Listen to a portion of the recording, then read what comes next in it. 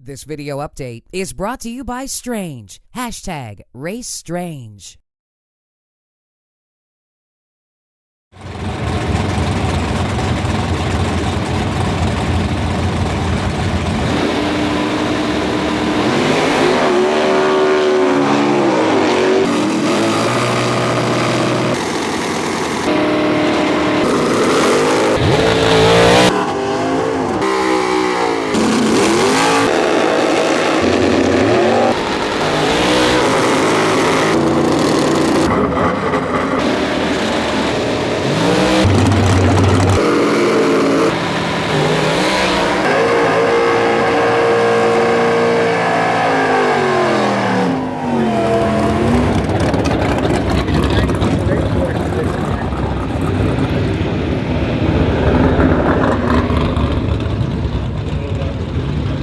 My name is Dale Aldo. I'm the Mopar Marketing Manager, and we're here today to run the Hemi Challenge Race.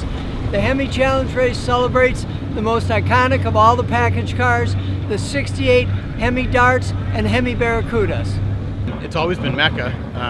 It's always been the biggest race of the year, and for any stock or super stock racer, but it seems to be a little bit extra hype with the Hemi shootout. You know, you got to work within confined rules, which is carburetor, compression, bore, stroke, rod length, valve size. You have to use like production-based transmission. The car has to keep its wheelbase, and it can be a back half car with the front of the car untouched. They're getting more and more refined. A lot of valve train technology involved in these engines now compared to, say, 4 or 5 years ago. RPM levels are raised up just like the 500 cars. Typical Hemi motor, I believe they turn anywhere from 96 to 9,800 RPM. We work all year for this race. In fact, my car, I usually only race 1 or 2 races a year with this car, and it's all centered around this race. Well, here we go, folks. This is the Mopar Hemi Challenge. Round number 1. Jim Keys and Stephen Hebert. Hebert from Westlake, Louisiana. Tom the Quake, the name of the car, the 68 Barracuda. Jim Keys sitting in that purple People Universe 68. Keys will be second to stage. They're both locked in. And Keys a red light start, 085. So Stephen Hebert, the Louisiana runner, will be back for the next round of competition as both run the direct connection Plymouth of Mike Booker, fully staged. Cleve Stewart, going to get ready to drop the hammer out here. And Booker took him to the cleaners on the starting line. Booker, the quicker car in qualifying, and Mike Booker not going to look back from this one at 1,000 feet. He goes across the stripe, 860 with a 2, 155 miles an hour. Stewart goes 914 with a 6. Well, Steve Kent running a gear jammer over there in the National Gangster Lane. And Wendell Howe crossing the buzzer. Canada goes red. Wendell had the severe Cinderella story last year, but couldn't close the deal. Actually survived, and then had been raced for their entire lives. Oh, yeah. Yeah, these are race cars. They weren't street cars. They came off the semi-round as a race car. And this car changed the world of drag racing. It really did. This was the predecessor to the first time. And look at a wheel spin for Elvis Barber. He went 042 red. He left early. Putting on a heck of a show on the hit of the throttle, but Jim Daniels will get the win light, 865.6, 156. Baum goes 889.3, 147 miles an hour on the National Dragster side. Steve Cavella from Webster, New York, in the 1968 car, and Gary Wolfowitz in what is right now the record holder in this category. This is the quickest car on the planet of Superstock A Hemi. And we'll see what happens here. Wolfowitz was one of the quicker cars this weekend, going down to the 850s. Will he have enough for Steve Cavella as they get down to the 1,000-foot mark? He has plenty. 854 with a 2 and 156 for Gary. 8 Lloyd Wofford and Fred Henson coming up now. Henson from Madisonville, Texas. The Superstock A Hemi class is actually the pro stock of sportsman racing. We treat these cars like pro stockers, where we have a lot of limitations in the rules, but we have taken this class to another level. Lloyd Wofford and Fred Henson coming up now. Henson from Madisonville, Texas, the automotive dealer from that area of the country, the great state of Texas, and Wofford from Jonesboro, Arkansas. Well, we can happily blame you, because Lloyd Wofford, although he got left on the starting line, it looks like Lloyd's got it up. 859 to 6, 153 going on, but we do know that they were late. No, we think they were late arriving. They didn't hold up the show, obviously, but we had all our other cars there, they were crashing away. Tough break for Hess. 007 red light start for Bucky as Don Bales. 63 or 4. We changed the motor in his car at a motel. We took the swing set out of the playground and used it to change the motor to his car. That's not fair. I think you tried to do that with a modern swing set. That thing would fold up like a wet paper bag. Yeah. Ken Warburton heads down the National Dragster lane after hiking the front end, goes 978.3, 142. A competition single here for Jim Pancake to get things going. Mopar Hemi Challenge.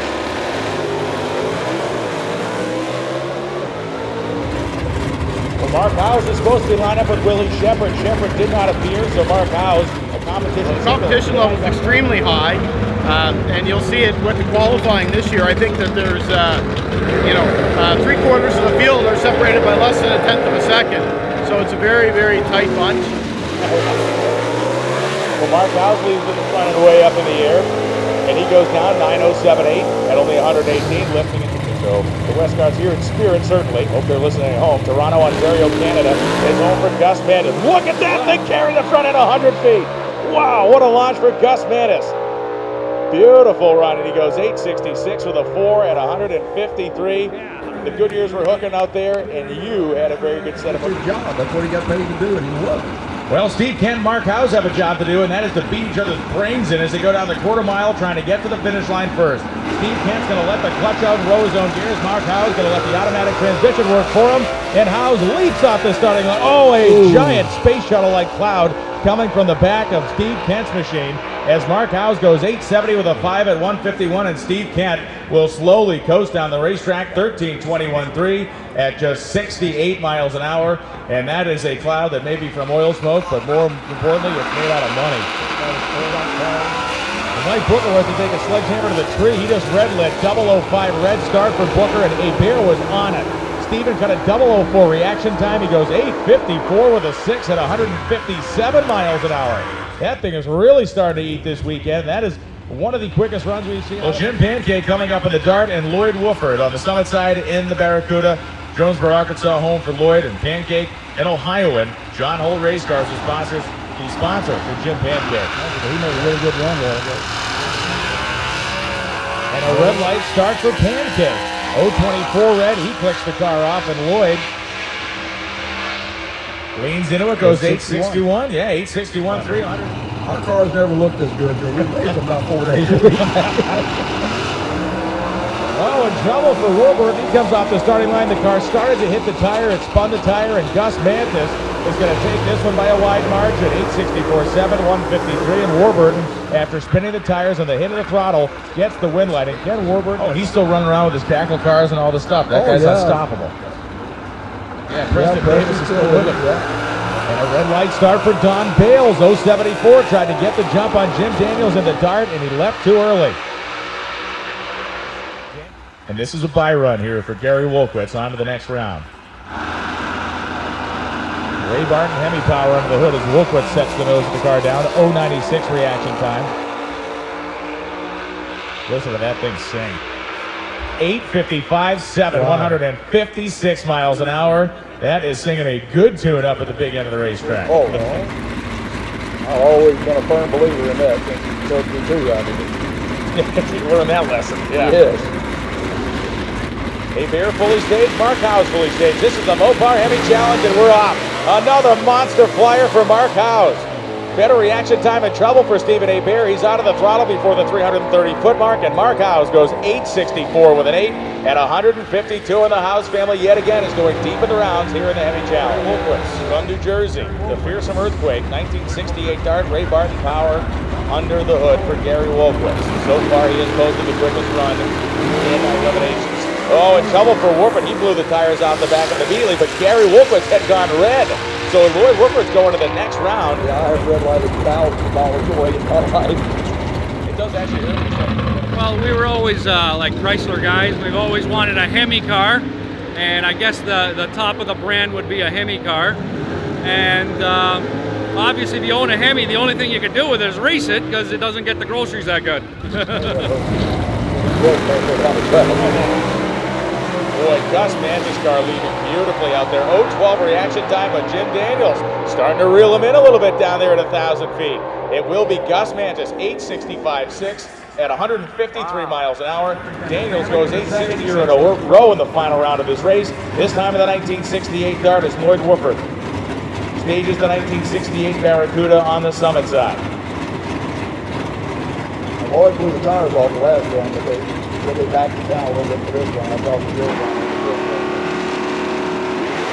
Oh, good lead. Good leave on both sides of the drag strip. It was Lloyd Wofford with the quicker lead, and it was only a thousandths difference between the two of them to 60 feet. And the win light comes on for Lloyd Wofford, 861.6, or either 861.7, 153. I think this is the closest cars that I've seen up there since we've been doing it. There ain't a weak sister in the bunch. No, that's a pretty run there. Gus Mantis, drove it out to 330 and clicked it off. Not sure if that was the plan, but we got a nice majestic wheel stand out of it anyway. That was the plan. He knows he's in the final. Let's say that. We had one lucky round. Wilkowitz was #1 qualifier, and he red led against me, so we got past him. Everything's been going pretty good. It's going to be a good race. So have Gus Mantis in the finals, and Gus has got a good car. It's going to be a driver's race. We'll see.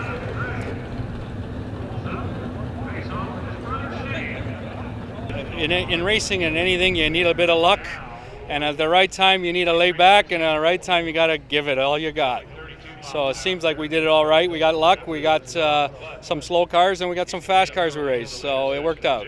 We have the same setup we had yesterday, worked down the track really good, so we're going to give it all we got. His 68 Barracuda will line up next to Gus Mantis. It's heads-up competition, first to the finish line, no breakout. It is the final round of the Mopar Hemi Challenge, and it is happening right now. These are two 8-second cars. Mantis' car leads with a front end, at least it did yesterday, with a 1.5 feet, 2 feet in the air for 100+ feet. Following that, we have the factory stock showdown. They don't go anywhere. It's both burnouts begin now. Lloyd Wofford begins to heat the tires in the back of the Jonesboro, Arkansas-based machine, Engines Inc., Jonesboro Performance, the sponsors, and again, and over the years, their numbers have swelled as these cars have been replicated. They compete in their own specialized category in Superstock, known as Superstock A Hemi. Gus Mantis is from Toronto, Ontario, Canada. This is the most prestigious running of this race. It's a challenge series that happens across the country. This is the biggest run of Gus Mantis' career, and likely that of Lloyd Wofford's career as well. Gus Mantis goes red. Lloyd Wofford is the winner of the 2015 Mopar Hemi Challenge, and look at them on the starting line. They're losing their minds down there. Lloyd Wofford at 64 years old goes 862 with a 1 at 152 miles an hour. He turns on the win light, and there is high fives and hugs. Everything just worked. And like I've told the guys, there's no I in team. I was just part of it. Even though, sometimes the driver gets the glory, but I deserve part of it, but not nearly all of it. It's James, Jacob, Darren, and me. There's a lot to this. You have to have the car on top performance, and you have to be driving as good as you possibly can, and make everything click. And it's sort of like pro stock. Like I've said earlier, it's the pro stock of sportsman racing, and it's a great win. It's something I'll never forget.